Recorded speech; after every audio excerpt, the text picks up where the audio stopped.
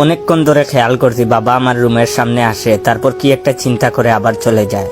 আমি বাবাকে ডেকে আমার রুমে নিয়ে আসলাম, তারপর বাবার হাতটা ধরে বললাম, বাবা কিছু বলবে আমায়? বাবা নিচের দিকে তাকিয়ে বলল, আমার যদি তোর মতো চুল কাটি, দাড়ি কাটি, তুই যে সমস্ত কাপড় চোপড় পরিস সেইগুলো যদি আমি পরি, আর তোর বাইকটা যদি আমি মাঝে মধ্যে চালাই, তাহলে কি তোর কোনো সমস্যা হবে? আমি বাবার কথা শুনে অবাক হয়ে বললাম, না বাবা, কোনো সমস্যা নেই, কিন্তু বাবা হঠাৎ কেন এমন করবে সেটা আমায় একটু বলবে? বাবা এইবার আমার চোখের দিকে তাকিয়ে বলল, আমি কখনো আমার জীবনটা উপভোগ করতে পারিনি, খুব অভাব অনটনে বড় হয়েছি। যখন ভালো একটা চাকরি পেলাম ভাবলাম এখন জীবনটা উপভোগ করব, কিন্তু তার আগেই বাবা মা আমাকে বিয়ে করিয়ে দিল। বিয়ের পর তোর মাকে দেখে মনে হলো আজ থেকে আমার সুখের জীবন শুরু, কিন্তু সেই সুখ আমার কপালে বেশি দিন টিকলো না। তুই জন্মের 2 বছর পর হঠাৎ তোর মা মারা যায়, তোর কথা ভেবে দ্বিতীয় বিয়েও করিনি। আজ এত বছর পর হঠাৎ ইচ্ছে হচ্ছে নিজের জীবনটা একটু উপভোগ করতে।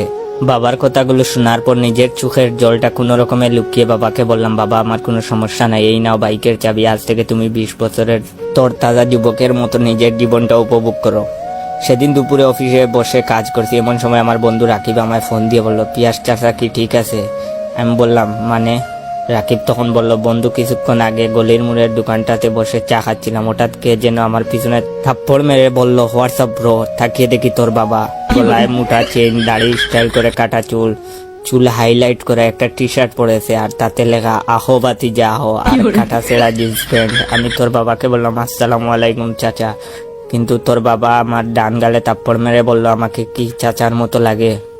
আমি তোমার মতোই তোর তাজার যুবক, আমাকে বন্ধু ভাবতে পারো, দাও থাকলে একটা সিগারেট দাও। তাছাড়া আমার বন্ধু রাকিব বলল, চাচা আমারে বলছেন দোস্ত সন্ধ্যার বেলা আসিস, গলির মুড়ে আড্ডা দেব। আমি রাকিবের কথা শুনে বিরক্ত হয়ে বললাম, দেখ আমার বাবা হলো মডার্ন বাবা, তোর বাবার মতো ফকিন্নি বাবা না। আজ থেকে তোকে আমি চাচা বলে ডাকবো, আর তুই আমার বাবাকে ভাই বলে ডাকবি। এই কথা বলে আমি ফোনটা রেখে কাজে মন দিলাম। অফিস থেকে ফেরার পথে আমাদের পাশের বাসার করিম আঙ্কেল আমায় ডেকে আমতা আমতা করে বলল, বাবা লজ্জার কথা তোমায় কিভাবে যে বলি, আমার বউ মানে তোমার চাচি একটু বাইরে বের হয়েছিল, তোমার বাবা রাস্তায় দাঁড়িয়ে আমার বউকে দেখে শীষ বাজায়, আবার চুখও মারে। আমি অবাক হয়ে বললাম, চাচা চাচি কি বোরকা পরে বের হয়নি? চাচা মাথা চুলকাতে চুলকাতে বলল, না তো শাড়ি পরে বের হয়েছিল। আমি তখন বললাম, দেখেন চাচা, বোরকা না পরে বের হলে রাস্তাঘাটে বাচ্চা পোলাপানে একটু আধটু শীষ বাজাবে, চোখে ইশারা করবে, এটাই স্বাভাবিক। করিম আঙ্কেল আমার দিকে অবাক হয়ে তাকিয়ে বলল, তোমার বাবা বাচ্চা পোলাপান? আমি কিছুটা বিরক্ত হয়ে বললাম, বাচ্চা না তো আমার মতো বুইড়া নাকি? আমার বাবার লুক দেখেছেন, স্টাইল দেখেছেন? আপনার তো এক পা খবরে, আর আমার বাবাকে বুইড়া বলেন? আজ বাবা কালো ঠিক কোয়ার্টার পরেছে আর সাদা টি শার্টের উপর সুন্দর করে লেখা, হিসাব বুঝো না দুধু খাও। আমি বাবাকে বললাম, বাবা তোমার জন আব্রাহামের মতো লাগছে। বাবা মুচকি এসে বলল, একজনকে আমার খুব ভালো লাগে রে, কিন্তু কিভাবে প্রপোজ করব বুঝতে পারছি না। আমি বাবাকে তখন বললাম, তুমি মোটেও চিন্তা করো না, তোমার এই লাভার বয় ছেলে তোমাকে সব শিখিয়ে দেবে। আমি সারা রাত বাবাকে প্রেমের সকল নিয়ম কায়দা শিখালাম। কয়েকদিন পর কলিং বেলে আওয়াজ শুনে দরজা খুলে আমি পুরো অবাক হয়ে যাই। দেখি বাবা একটা মহিলাকে বিয়ে করে নিয়ে এসেছেন।